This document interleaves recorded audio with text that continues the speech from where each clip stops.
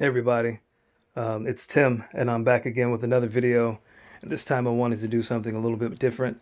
I wanted to discuss the differences between hardware and software because that seems like it's becoming a thing now, again in 2021/2020.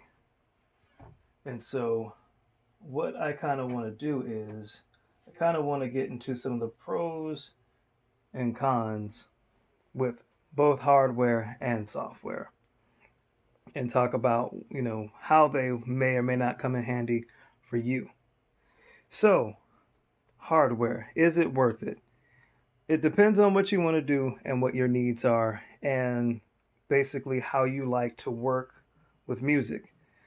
Some people like the tangible feel of having an actual instrument that they can touch, play the keys or, turn the knobs, things of that nature. In this case, this is a digital synthesizer, an Alesis Fusion. And so it's a digital synthesizer, but it is hardware. And so, does it sound better than software? In my opinion, in 2020 or 2021, I would say yay and nay. I'm going to say no. Um, it is dope, and it sounds good, and it has a nice color to it. Once you sample the instrument or record the instrument that you play directly into the software. But does it sound better? Better is subjective. However, hardware, the need for hardware greatly depends on your preference and what your needs are. So in my case, I like to do a lot of sound design and make sounds from scratch. And so in that case, I use hardware. Um, this keyboard in particular, the Alesis Fusion, came out back in 2005, and it was a good keyboard for its time, and it offered a lot of options. It gave you sample-based synthesis as well as sample playback. It gave you the ability to do analog modeling. It gave you the ability to do FM. You could do physical modeling, I think with two different types of instruments, reed and wind based. So, if you are into sound design and you want to make instruments without having to worry about the fear of potentially getting sued, getting a piece of hardware and having something that has analog modeling or analog or traditional analog, I should say, synthesis, as well as like a FM engine, which this also does have if I didn't say that earlier, then yeah, a keyboard, piece of hardware will go good for that because you are able to make those sounds from the ground up. If you like the tangible feel of being able to play an instrument, then hardware is for you. Underneath, I got a Korg Triton Extreme, and you know the Triton is being used in R&B, hip hop, and all other forms of music for you know the entirety of the 2000s up until the 2010s. So it's a very powerful synthesizer. Again, in my opinion, I do like it because of how it sounds and it suits my needs and wants. So in my case, yes, hardware works. Does it sound better than the software? Again, I would say in my opinion, it's a matter of preference. And here's why I say that. Yeah, I got certain sounds on this keyboard when I want to produce the tones, or I have certain tones that I've made from this keyboard that when I run it through and record it into my DAW, it sounds amazing. And there's not a lot of software that can replicate some of those sounds. So when I want a specific sound with a specific texture, yeah, I'll go after my keyboards. That being said, once you take a signal, I don't care if it's hardware or whatever, even if it's acoustic, once you take a signal and you record it and now it's being processed to your interface, that conversion process is taking that acoustic signal or that analog signal and it's converting it into digital. And so, after a while, the conversation kind of falls flat. Now, I hear some people they confuse hardware with analog, as in like an analog based synthesizer, like a Moog or like the Korg Mini Logs or the Korg Prologs, those type of synthesizers that they produce their tones from the electricity. The oscillators literally taking that electrical signal and moving it back and forth at a certain rate, and it's producing a sound. Well, in that case, it is you literally have a analog signal. And yes, I do believe some of those have a different texture. I don't have any analog hardware currently at home. I have analog modeling, but I have played with a lot of analog synthesizers like the Behringers and like the Moogs and some of the ARPs. And yes, there is a certain texture to some of those sounds.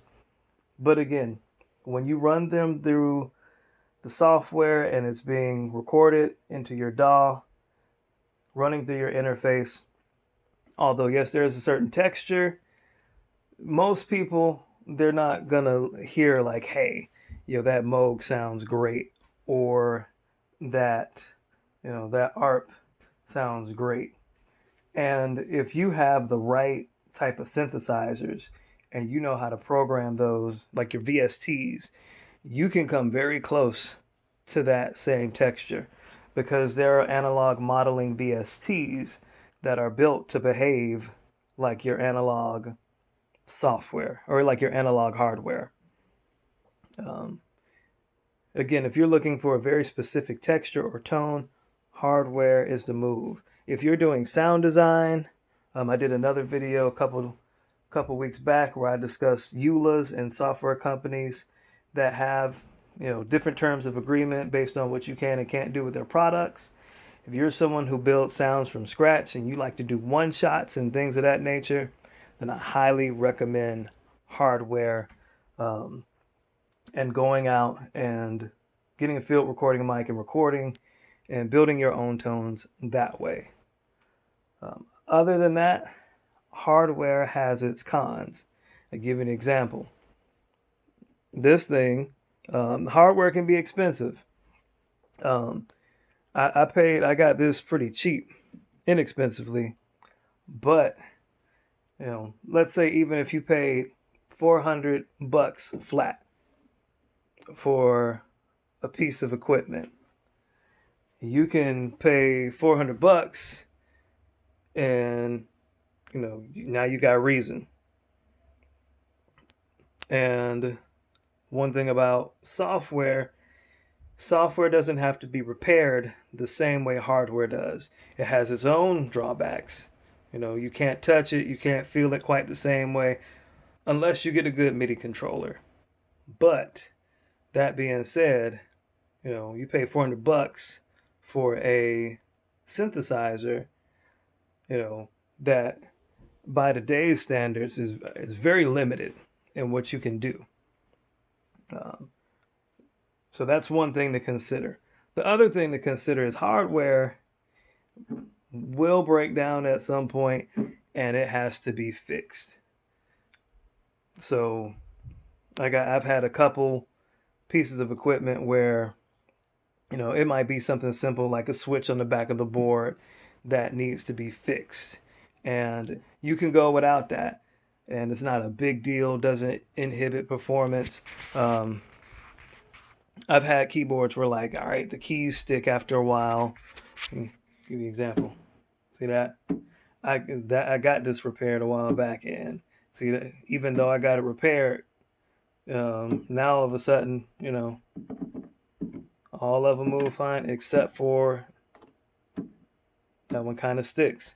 It's just something that happens over time with all equipment that you get, especially if you buy it secondhand and it's used. You got to pay to fix it it's if it breaks, it can break, and usually if it does, it's expensive. Um, some people might charge anywhere between 50 to $100 an hour to repair equipment, and if it takes them a couple hours, well then that's another $200-300, not including the parts to fix your hardware. So that's a thing if you're using hardware. Um, Now with software, again, you don't get the tangible feel unless you buy a MIDI controller, and even then you got to map it, and for some people that can be a headache. I tend to use Reason, and the MIDI controller I have using this Korg Control 49. It's old, but let's say, all right. So now just uploaded Subtractor. Once I uploaded Subtractor, it immediately recognized the instrument, and it has parameters all set. So as I turn these knobs, it is going to adjust the parameter. I don't know if you can see that. So, the tangible or lack thereof vibe can be addressed by getting a good MIDI controller. So, in my opinion, it all goes back to how you want to work, and what you want your music to sound like. If you're on a budget, I'd go for a VST or a good VST package where you can get some of those analog modeled sounds and you have just as much control. Arturia makes a good product if you're after the nostalgic analog sound. And what's nice about that is even though it's software, and some people may complain about it doesn't sound exactly like the instruments that they're going after, at the end of the day, you're paying $400 for software, $400 or $500 for software that's based on, equipment that would cost you, tens of thousands of dollars to buy, and then another, tens of thousands of dollars to maintain. So using software has its perks. And again, with hardware, you got to get other stuff. You got to get your cables and your wires, map all that stuff, bring all that stuff out to your interface. And then, yeah, it may sound a certain way, but now you got to buy an interface, in order to make your sounds, more clear.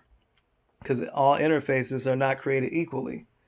And again, even when you get done with all that and you record everything out, I don't care if you got a Prologue, I don't care if you have a Fusion, a Wave State, whatever you have, when you record and that stuff goes from your hardware to your interface, you are literally doing a conversion from analog to digital.